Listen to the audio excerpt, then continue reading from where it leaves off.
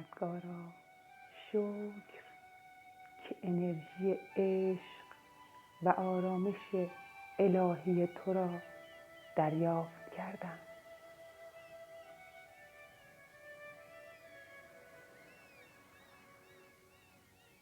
پروردگارا به من بیاموز آنچه باید بیاموزم.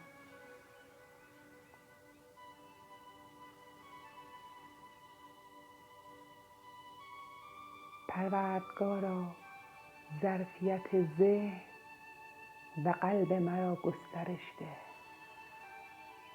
تا دریافت کنم انرژی عشق، آرامش، آگاهی و نور الهی تو را.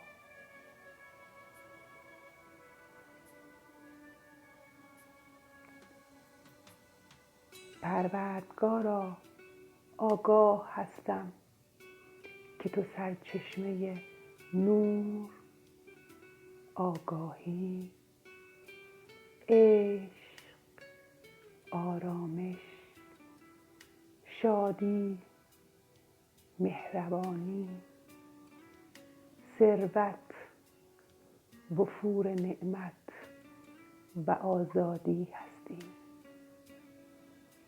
پس از تو درخواست دارم از طریق من جاری شوی.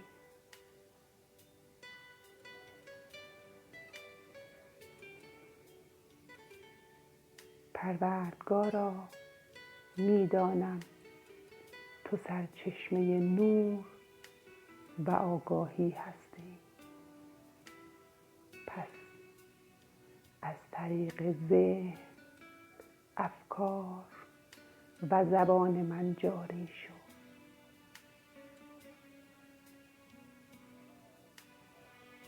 پروردگارا میدانم تو سرچشمه عشق و آرامش هستی.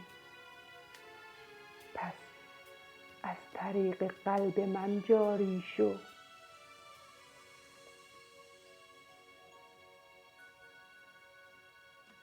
پروردگارا میدانم تو سرچشمه مهربانی و شادی هستی.